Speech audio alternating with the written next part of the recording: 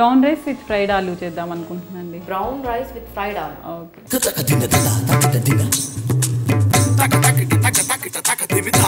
Brown rice with fried aloo. Okay. ముందు కావాల్సిన పదార్థాలు చెప్పండి. బాస్మతి రైస్, ఆలు, కీరా ముక్కలు, నూనె, కొత్తిమీర, ఉల్లిపాయ ముక్కలు, మిరియాలు, ఉప్పు, లవంగాలు, యాలకులు, బిర్యానీ ఆకు, పంచదార, కారం. లక్ష్మి గారు స్టార్ట్ చేద్దామా? అవునండి. ముందు స్టవ్ ఆన్ చేసుకుందామండి. కుక్కర్ వేడవగానే ఫస్ట్ ఆయిల్ వేసుకుందామండి. ఆయిల్ హీట్ అయిందండి. ఫస్ట్ ఇందులో షాజీరా వేద్దామండి. 1 స్పూన్ గరం మసాలా, చక్కగా అన్నీ కావాలండి. దాల్చిన చెక్క, ఇది స్మెల్ బాగుంటుందండి. ముందు కొంచెం వేసుకుని మనం వాటర్ బాయిల్ అవుతున్నప్పుడు బిర్యానీ ఆకండి. సన్నగా తరుక్కుని 2 ఉల్లిపాయలు, 1 కప్పు ఉల్లిపాయలు సన్నగా వేయించాలండి.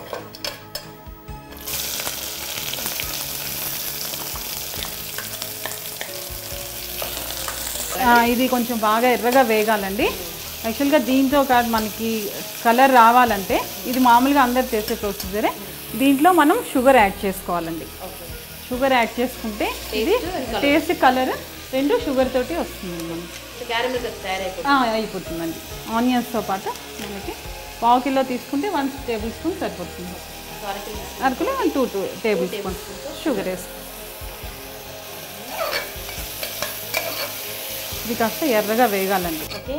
ఓకే అండి. బ్రౌన్ కలర్ వచ్చిందండి. ఇలా 10 మినిట్స్ కాస్త పేషెన్స్గా వేయించుకుంటే క్యారమిల్ కాబట్టి వచ్చేసింది. మళ్ళా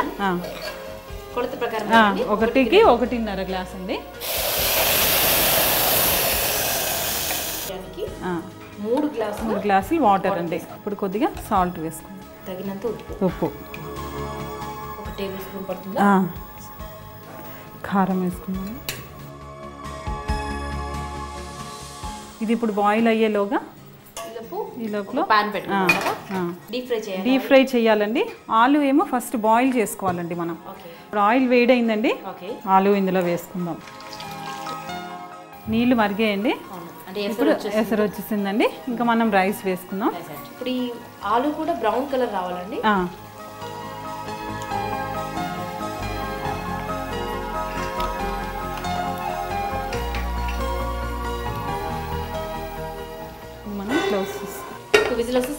సరిపోతుందండి.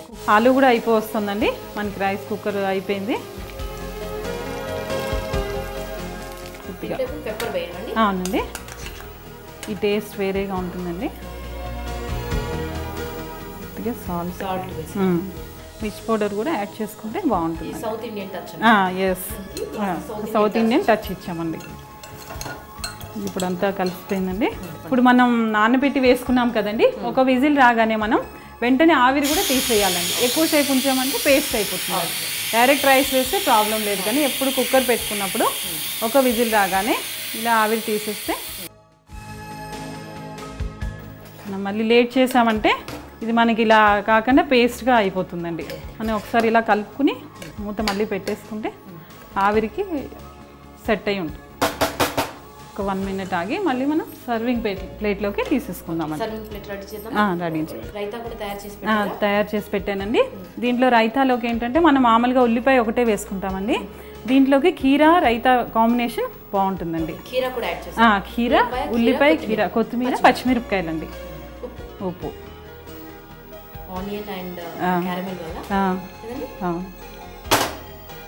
కొత్తిమీర.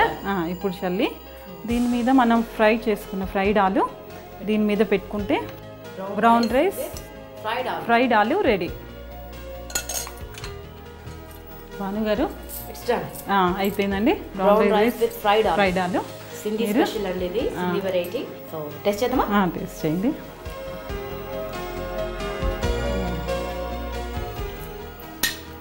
Simply super. శుక్రియా. Thank you so much. Thank you. Brown rice, tasty brown rice చూసారండి. అంత కలర్ఫుల్గా ఉందో, ఎంత కలర్ఫుల్గా ఉందో అంత యమ్మీగా ఉందండి. సో దీన్ని తయారు చేసే విధానం మరొకసారి మీకోసం నేర్చుకోండి. బ్రౌన్ రైస్ విత్ ఫ్రైడ్ ఆలు తయారు చేసే విధానం.